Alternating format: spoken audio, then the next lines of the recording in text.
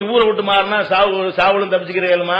நீ எங்க இருந்தாலும் உன்னுடைய சாவு மரணம் எப்படி உன்னை விரட்டி கொண்டு வருமோ அதே மாதிரி ரிஸ்க்கு விரட்டிட்டு வந்துடும். வழங்க நீ என்ன நினைக்கிற? வெளிநாட்டுக்கு போனா தான் வரண்டு மார்க்கத்தை விட்டுலாம் போகணும்னு நினைக்கிற? அதெல்லாம் கிடையாது.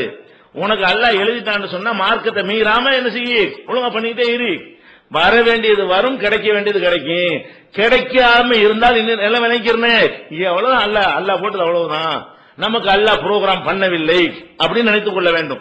அப்ப இதுவும் இப்னு ஹிப்பான்ல ஆதாரப்பூர்வமாக இருக்கிறது. அதே மாதிரி ரசூல் ஸல்லல்லாஹு அலைஹி வஸல்லம் சொல்றாங்க, லா தஸ்தபுதிஉ ரிஸ்க, ரிஸ்க் தாமதமாகுதே என்று நீங்கள் கருதி விடாதீர்கள். ரொம்ப கஷ்டப்பட்டு உழைக்கிறோம், இன்னும் கிடைக்க மாட்டேங்குது, 2 வருஷமா கஷ்டப்படுறமே முன்னேறலையே, 10 வருஷமா கஷ்டப்படுறமே முன்னேறலையே, 15 வருஷமா கஷ்டப்படுறமே முன்னேறலையே, லேட் ஆகுது. அவன்லாம் 2 வருஷத்துல கோடீஸ்வரனா போயிட்டானே, நம்ம 25 வருஷத்துல லட்சாபதி ஆகலையே நினைக்கிறோமா இல்லையா? ஒருத்தர் 2 வருஷத்துல கோடீஸ்வரனா போயிட்டான்னா நம்ம 25 வருஷத்துல லட்சம் கூட சம்பாதிக்கல நினைக்கிறோம். லேட் ஆகுது, நமக்கு மட்டும் லேட் ஆகுது, அவனுக்கு மட்டும் சீக்கிரம் கிடைச்சிருச்சு. அது ரசூல் ஸல்லல்லாஹு அலைஹி வஸல்லம் சொல்றாங்க, லா தஸ்தபுதிஉ ரிஸ்க, ரிஸ்க் லேட் ஆகுதே என்று நீங்க நினைத்து விடாதீர்கள்.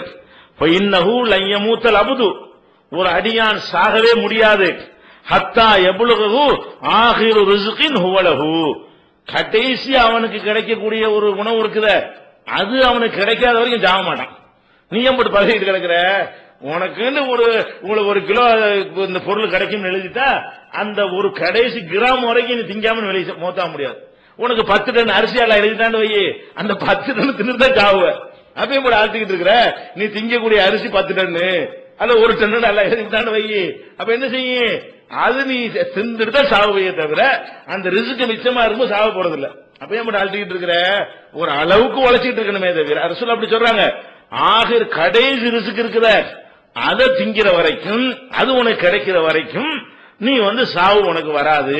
அப்ப நம்ம என்ன, இதுவும் ஹாக்கிம்ல இப்னு ஹிப்பான்ல எல்லாம் ஆதாரப்பூர்வமாக பதிவு செய்யப்பட்டக்கூடிய ஹதீஸ் தான். அதனால இந்த பொருளாதார ரீதியாக குடும்பங்கள்ல பிரச்சனை வரும்பொழுதுதான் நம்ம என்ன நினைக்கணும், அல்லாஹ் ரிஸ்கை பொறுத்த வரைக்கும் அவன் டிசைட் பண்றான். நம்ம கணவருக்கு திறமை குறைவுனால இந்த பணம் கம்மியா வரல, அவர் என்னதான் திறமை இருந்தாலும் சரி அல்லாஹ் எழுதினா தான் கிடைக்கும், அவரால் என்ற அளவுக்கு பாடுபட்டு வர்றாரு, அதைத்தான் அல்லாஹ் தர்றான்.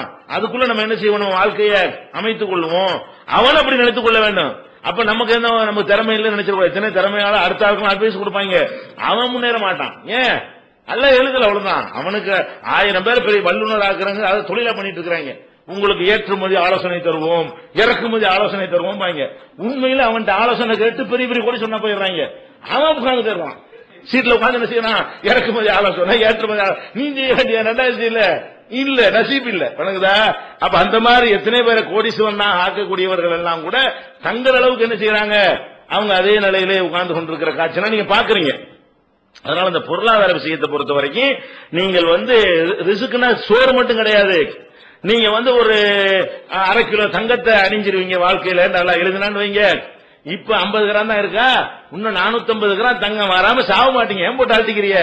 அல்ல எழுதினான்னு வைங்க, 500 கிராம் உனக்கு போட்டாச்சுன்னு சொன்னா இப்போதைக்கு 50 தான் இருக்கா. நீங்க என்ன செய்யணும், நமக்கு எழுதுனதுதான் இருக்கு, 500 அல்ல எழுதிருந்தான்னு வைங்க, எப்படி வந்துடும், அதுக்கு முந்தைய மூத்து வராது.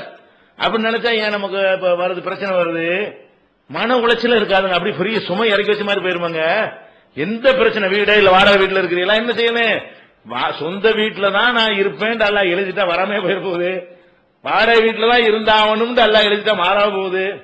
நீ இருக்கிற காலத்துக்கு நீ வாடகை வீடு தான் நல்லா எழுதிட்டான்னு வைங்க, வாடகை வீடு தான், அதுக்கு என்ன செய்யறது, முயற்சி பண்ணி பார்ப்போம். கடைசி வரைக்கும் ஒர்க் அவுட் ஆகட்டேன்னு விளைக்கிறேன். நமக்கு எழுதுற நசீபு வாடகை வீடு முடிஞ்சு வச்சுக்காத. அல்ல சொந்த வீடு தான் எழுதிட்டான்னா கிடைக்கும், உட்காந்து வெயிட் பண்ணு, அல்ல இருந்தாலும் செய்யும், கிடைக்கத்தான் செய்யும். இப்படி எல்லாத்துக்கும் எடுத்து பாருங்களேன், எல்லா மேட்டரையும் பாசு பணம் தொழில் எந்த விஷயமா இருந்தாலும் சரி, இந்த ஒரு ஹதீஸ் பெரிய ஒரு டானிக்கு மாதிரி ரசூல் ஸல்லல்லாஹு அலைஹி வஸல்லம் சொல்றாங்க.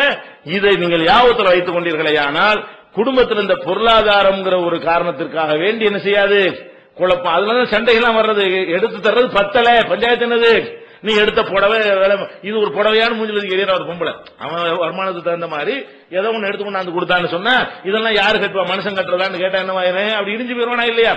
இதெல்லாம் பல குடும்பங்களுக்கு நரகமாகிறது காரணமா இருக்கிறது. அதனால இந்த காசு பணத்தை பற்றி நமக்கு என்ன செய்யணும், தெளிவான பார்வை இருக்க வேண்டும். இது ஒரு விஷயம். இன்னும் சொல்ல போனா இதுக்கு ரசூல் ஸல்லல்லாஹு அலைஹி வஸல்லம் சில டெக்னிக்குகளை சொல்லி தர்றாங்க. என்ன டெக்னிக்? இந்த மாதிரி பொருளாதார ரீதியாக பிரச்சனை வரும் பொழுது ஒரு மன உளைச்சல் வராம ஒரு நிம்மதியை குலைச்சிடாம இருப்பதற்காக வேண்டி தர்ற ஐடியா ஒரு ஐடியா இந்த ஐடியா இப்ப சொன்னாங்கல்ல, அதாவது அல்லாஹ் நான்னு தான் கிடைக்கும், அப்படி உங்களை தேர்த்திக்கிட்டீங்கன்னு சொன்னா பொருளாதாரம் பஞ்சாயத்து இருக்காது. ரெண்டாவது ஒரு வழி சொல்றாங்க, நீங்க எப்போதுமே நீங்க பாத்தீங்கன்னு சொன்னா உங்களுக்கு மேல உள்ளவங்களை நீங்க பாக்குறீங்க, கண்டிப்பா உங்களுக்கு கீழே நிச்சயமா ஆளுக்கு இருப்பாங்க. உங்களுக்கு உங்க புருஷன் 5000 ரூபாய் சம்பளம் வாங்கிட்டு வரான்னு வைங்களேன், ஆனா நீங்க என்ன செய்றீங்க, பக்கத்து வீட்டுல 10,000 ரூபாய் வாங்குறேன்னு நீங்க பாக்குறீங்க, 2000 ரூபாய் வாங்குறோம் கண்டிப்பா வாங்க பாருங்க. நீங்க எப்படி பாக்கணும், நீங்க 10,000 ரூபாய் வாங்குறவன பாத்தீங்கன்னா அவனை விட கம்மி மாதிரி தெரியும். நீங்க எப்படி பாத்துக்கிறேன்னு, உங்களை விட கீழே உள்ள ஆளை பாருங்க, தன்னால மனசு ரிலாக்ஸ் ஆயிருமே. எவ்வளவு 2000 ரூபாய்க்கு கஷ்டம், நம்ம எவ்வளவு பரவாயில்ல, இந்த 2000 ரூபாய் இல்லாம பிளாட்பாரத்தில் கிடக்குது, அதை விட நம்ம எவ்வளவு பரவாயில்ல. நம்ம கிழிஞ்ச சேலையை வாங்கி ஒட்டு போட்டு தச்சி உடுத்திட்டு இருக்காங்களே, அதுக்கு இந்த சேலை எவ்வளவு பரவாயில்ல. நீயா 10,000 ரூபாய் படிச்சல கட்டணும் போய் பாக்குற, உன் புருஷன் இருக்கிற தகுதிக்கு தகுந்தவா 2000 ரூபாய்க்கு ஒரு புடவை எடுத்தா என்ன செய்யணும், நீ 1000 ரூபாய் புடவை வச்சுட்டு இருக்காங்க, அவங்கள பார்க்க வேண்டியதானே. 500 ரூபாய் புடவை கட்டிட்டு வாழ்ந்துட்டு தானே இருக்கிறாங்க, 100 ரூபாய் புடவை கட்டிட்டு வாழ்ந்துட்டு இருக்கிறாங்களே. பழச அயன் பண்ணி விற்கிறோம், அதை வாங்கி உடுத்திட்டு மக்கள் வாழத்தானே செய்யுது. நம்ம என்ன செய்யணும், அதை பார்த்துட்டு நல்ல வேலைக்கு இதுக்கு மேல நம்ம நல்லா வச்சிருக்கிறானே, எல்லாருமே நல்லா வச்சுக்கிறாங்க நினைக்கலாம். நீங்க கடைசி ஒரே ஒரு தான் நிப்பானுங்களா, மற்றபடி எல்லாருமே என்ன செய்வான். நீங்க உங்களுக்கு கீழே உள்ளவர்களை மட்டும் பாருங்க. இந்த பஞ்சாயத்து பொருளாதார பஞ்சாயத்து ஒண்ணு அல்லாஹ்வுடைய விதின்னு நம்புங்க, இந்த பொருளாதாரத்தினால உள்ள குழப்பம் தீர்ந்து விடும். ரெண்டாவது என்ன ரசூல் ஸல்லல்லாஹு அலைஹி வஸல்லம் சொல்றாங்க, இதா நல்தர அஹதுக்கும், உங்கள ஒருவர் பார்க்க நேரிட்டால், இலாமன் ஃபுல்லில அலைஹி ஃபில் மாலி வல் ஹல்கி, காசு பணம் தோற்றம் அதுல எல்லாம் உங்களை விட சிறந்த ஒருத்தரை காண நேர்ந்தால், ஃபல் யன்துர் இலாமன் ஹு அஸ்வல மின்ஹு, அவனை விட கீழே உள்ளவனை போய் பாத்துரு. மேல உள்ளவனை பார்த்து ஆச்சரியம் வந்தா என்ன செய்யணும், இவனே நம்ம போய் பார்க்கணும், கீழே பார்ப்போம். கீழே பார்த்தா என்ன, ஆஹா இவனை விட நம்ம எவ்வளவு பரவாயில்லையே, இவனோட நம்ம எவ்வளவு மேல இருக்கிறோமே. ஒண்ணும் இல்லாட்டி ரோட்ல நடந்து போ, ரோட்ல படுத்து கிடக்கிற மக்களை பாரு, மழை இருந்தாலும் அங்கதான் படுத்து கிடப்பாங்க, வெயில் இருந்தாலும் அங்கதான் படுத்து கிடப்பாங்க, தாம்பத்தியமே ரோட்ல தான் நடக்கும். ஒண்ணு குளிர் கூட போத்திக்கிறதுக்கு ஒண்ணு இருக்காது, கொசுவுக்கு உனக்கு மேட்டு வேண்டி இருக்கு, பேட்டு வேண்டி இருக்குது, போர்வை வேண்டி இருக்குது, அவனுக்கு என்ன இருக்கு, ரோட்ல படுத்து கிடக்குறான். அப்படி அதை பார்த்தா நம்ம என்ன செய்யணும், எவ்வளவு நல்லா வச்சிருக்கான்ல. ஒரு மழை வந்துருச்சுன்னா அது ராத்திரில தூங்காம இந்த ரோட்ல கிடக்கிற மக்கள் என்ன செய்வாங்க, குன்னிக்கிட்டு கடை ஓரங்கள் உட்கார்ந்துருப்பாங்களே, அந்த மக்களோட ஒப்பிட்டு பாத்தீங்கன்னா அவன் குடிசை கூட எவ்வளவு பெட்ரு, நம்மளை விட அவனோட எவ்வளவு நல்லா இருக்குன்னு நினைக்கணுமா இல்லையா. நமக்கு கீழே மக்கள் இருக்கிறாங்களா இல்லையா, கண்டிப்பா இருக்கிறார்கள். அப்ப என்ன செய்யும் ரசூல் ஸல்லல்லாஹு அலைஹி வஸல்லம் சொல்றாங்க, இது புகாரில 6490 வருது, இதா நல்ல அஹதுக்கும் இலாமன் ஃபுல்லில அலைஹி, அவனை விட சிறந்த ஒரு நிலையில் இருக்கக்கூடிய ஒருத்தனை காண நேர்ந்தால் அவனை விட கீழே உள்ள உன்னை பார்த்துரு, தன்னால உனக்கு ரிலாக்ஸ் ஆகி போயிடும், பொருளாதாரம் ஒரு பஞ்சாயத்தா இருக்காது. அப்ப எப்போதும் மேல உள்ள பார்க்கவே செய்யாதீங்க, எந்த காலத்திலும் செய்யாதீங்க. நமக்கு மேலே இருக்கிறவர்கள் கம்மியா தான் இருப்பார்கள், உங்களுக்கு கீழே இருப்பவர்கள் நிறைய இருப்பார்கள். நம்பர்ல எடுத்துக்கொண்டால் கூட கோடீஸ்வரன் எவ்வளவு இருப்பான், ஊருக்கு 4 கோடீஸ்வரன் இருப்பானே, பிச்சைக்காரன் 4000 பேர் இருப்பானே. அப்ப உனக்கு மேல உள்ள அந்த 4 பேர் பற்றி முடிக்கிறிய, 4000 பேருக்கு மேல உன்னை எல்லாம் வச்சிருக்கிறானே, 2000 பேருக்கு மேல நீ நிக்கிற, உனக்கு கீழே 2000 பேர் இருக்கிறான், உனக்கு மேல 50 பேர் தானடா இருக்கிறான். உனக்கு மேல 50 பேர் இருக்கிற பத்தி நீ பொறாம போடுற, உனக்கு கீழே 10,000 பேர் இருக்கிறான், அவனை பத்தி பொறாம போட மாட்டேங்கிற, அவன் உன்னை பத்தி பொறாம போடுவானா இல்லையா. அப்ப நம்ம என்ன செய்யணும், கீழே உனக்கு கீழே மக்கள் இருக்கிறார்கள் நினைச்சு பாருங்க, பொருளாதாரம் ஒரு பஞ்சாயத்தா இருக்காது.